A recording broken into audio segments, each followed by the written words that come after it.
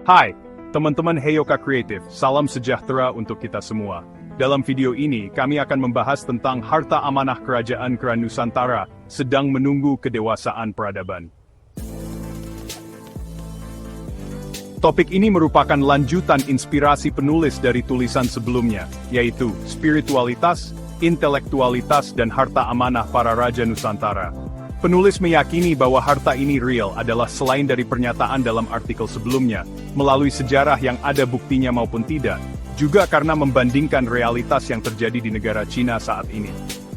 Berikut ini apa yang sedang terjadi pada Cina, yang mengantarkan negara ini mulai menjadi negara terkuat di dunia dalam bidang perdagangan dan militer, berkat penemuan tambang emas yang besar.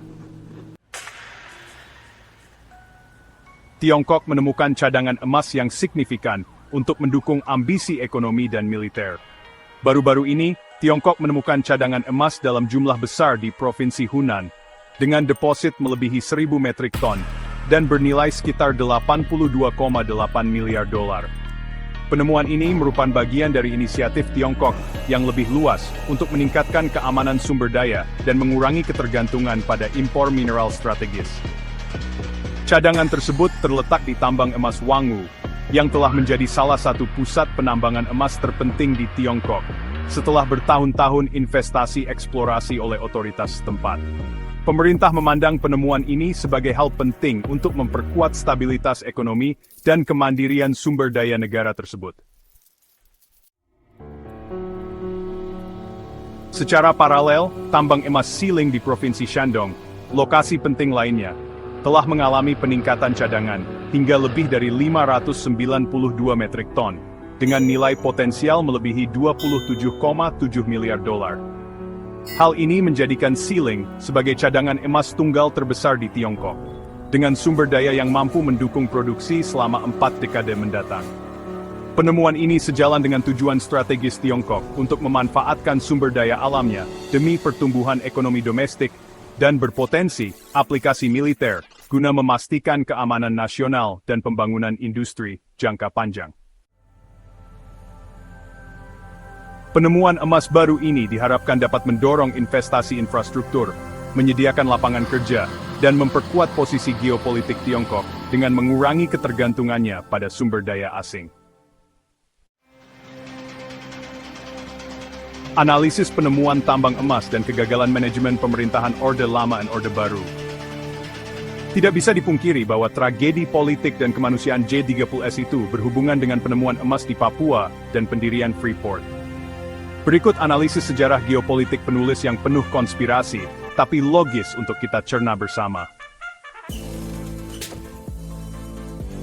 Penemuan tambang emas di Papua oleh Freeport berawal dari penelitian Jean-Jacques Dozy pada tahun 1936 yang mengidentifikasi Gunung Erzberg sebagai lokasi kaya akan kandungan mineral, termasuk emas dan tembaga.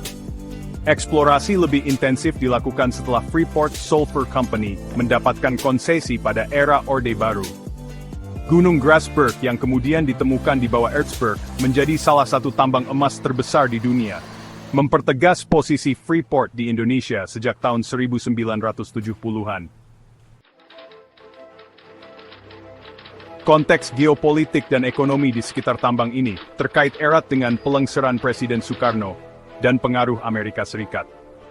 Soekarno, yang dianggap terlalu dekat dengan Blok Timur dan menerapkan kebijakan ekonomi nasionalistik, memicu reaksi dari negara Barat, termasuk perusahaan seperti Freeport. Di sisi lain, Presiden John F. Kennedy sempat mendukung Soekarno melalui kebijakan ekonomi dan diplomasi yang cenderung moderat.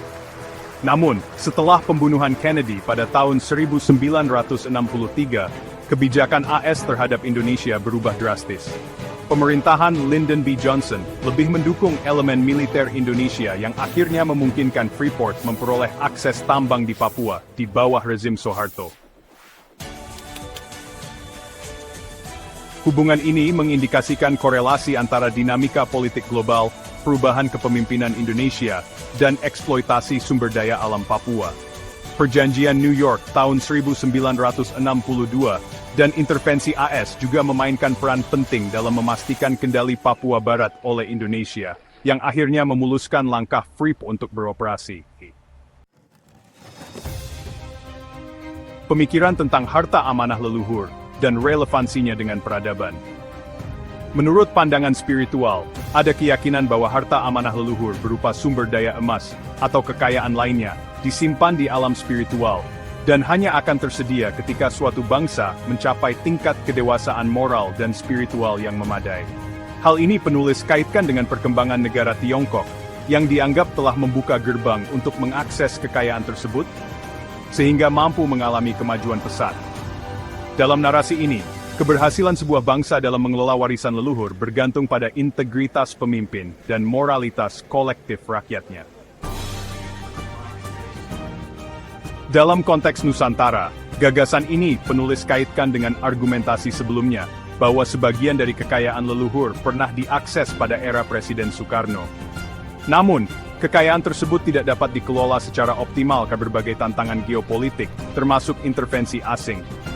Pembunuhan Presiden John F. Kennedy disebut dalam teori ini sebagai upaya mencegah kerjasama internasional yang mendukung kepemimpinan Soekarno. Akibatnya, sumber daya tersebut diduga hilang atau disalahgunakan oleh pihak-pihak tertentu.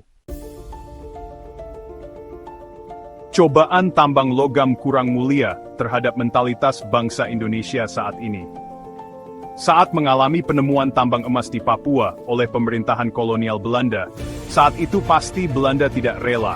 Itu sebabnya perundingan antara Belanda dan Indonesia terkait perebutan Papua, dikenal sebagai Perjanjian New York, atau New York Agreement, yang ditandatangani pada 15 Agustus 1962. Perjanjian ini dimediasi oleh Perserikatan Bangsa-Bangsa, dengan dukungan aktif Amerika Serikat, yang khawatir terhadap pengaruh Uni Soviet dalam mendukung Indonesia. Ibarat keluar dari mulut buaya, tapi masuk ke mulut harimau. Ternyata Amerika punya rencana tersendiri untuk menguasai Papua melalui pemerintah Orde Baru. Dari sejarah ini kita belajar, bahwa karena tambang emas juga, kita kehilangan banyak nyawa saudara-saudara kita, sebanyak sekitar 2.000 hingga 1 juta jiwa, dalam tragedi Gigapules dan kemiskinan warisan hingga saat ini. Berdasarkan analisis di atas, semesta belum rela memberi kekayaan lebih banyak lagi, karena tidak ingin tragedi serupa terjadi. Itu sebabnya pemimpin Indonesia diuji dengan penemuan tambang logam kurang mulia, namun nyatanya masih maladministrasi dan belum mampu melakukan keadilan, karena pengelolaannya belum bisa dirasakan oleh rakyat secara optimal. Indonesia menghadapi tantangan signifikan dalam pengelolaan tambang yang didominasi oleh oligarki. Beberapa jenis tambang seperti batu bara, nikel, dan emas, sebagian besar dikuasai oleh perusahaan swasta besar, seringkali dengan keterlibatan aktor-aktor politik. Menurut laporan Jaringan Advokasi Tambang atau JATAM, banyak izin tambang dikeluarkan tanpa memperhatikan dampak sosial dan lingkungan, menciptakan kesenjangan antara keuntungan bagi pengusaha dan kerugian bagi masyarakat lokal, termasuk pencemaran dan konflik. Korupsi di sektor tambang juga menjadi perhatian besar. Revisi Undang-Undang Minerba memberikan keuntungan besar bagi perusahaan tambang, seperti perpanjangan izin otomatis tanpa lelang, dan penghapusan kewajiban pembayaran royalti di beberapa kasus. Regulasi ini memprioritaskan kepentingan korporasi dibandingkan kepentingan publik, memperparah degradasi lingkungan, dan melemahkan kontrol negara terhadap sektor tambang. Implikasi dari struktur kepemilikan dan korupsi ini mencakup kerusakan lingkungan. Aktivitas tambang sering meninggalkan lubang tambang yang tidak direklamasi, menciptakan ancaman bagi ekosistem dan masyarakat lokal. Kesengsaraan masyarakat lokal, konflik lahan, polusi, dan hilangnya sumber mata pencaharian berdampak pada jutaan penduduk, terutama di wilayah pedesaan dan pesisir. Penguasaan ekonomi oleh swasta, ketergantungan pada swasta untuk mengelola sumber daya alam, menciptakan ketidakseimbangan dalam pembagian keuntungan nasional, mengabaikan prinsip keadilan sosial sebagaimana diatur dalam pasal 33 UUD 1945. Implikasi dan refleksi terhadap moralitas bangsa. Kepercayaan terhadap harta amanah leluhur penulis, gunakan sebagai motivasi untuk mendorong peningkatan moral dan kesadaran kolektif. Dalam kerangka ini, nilai moral anak bangsa menjadi tolok ukur penting untuk mempersiapkan diri menerima tanggung jawab besar dalam mengelola kekayaan alam. Penegakan hukum, transparansi, dan akuntabilitas dianggap sebagai langkah awal untuk mencapai tingkat peradaban yang lebih matang. Transformasi moral ini dipandang sebagai proses bertahap yang memerlukan introspeksi mendalam dan pengungkapan kesalahan kolektif di masa lalu. Pada akhirnya, kesadaran kolektif tentang nilai-nilai luhur akan membawa bangsa ke titik di mana kekayaan alam dapat dikelola secara berkeadilan dan berkelanjutan, tanpa dominasi asing, seperti kasus yang sering diasosiasikan dengan pengelolaan tambang Freeport di Papua, ataupun oligarki yang terjadi saat ini. Menuju masa depan yang mandiri dan berdaulat. Dalam visi ini, tambang emas dan kekayaan lain yang dikelola dengan baik oleh anak bangsa akan menjadi simbol kedaulatan dan keberhasilan moral. Pengelolaan tersebut tidak hanya memenuhi kebutuhan ekonomi, tetapi juga menjaga keharmonisan dengan prinsip-prinsip spiritual dan lingkungan, menjadikan Indonesia sebagai bangsa yang mampu memimpin secara moral dan material di kancah global.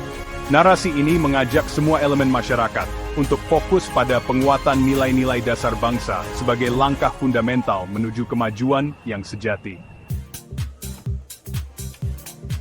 Itu tadi penjelasan mengenai harta amanah kerajaan-kerajaan Nusantara sedang menunggu kedewasaan peradaban. Semoga bermanfaat. Jangan lupa untuk like, comment, subscribe, dan share untuk perkembangan channel ini ya. Sampai jumpa lagi.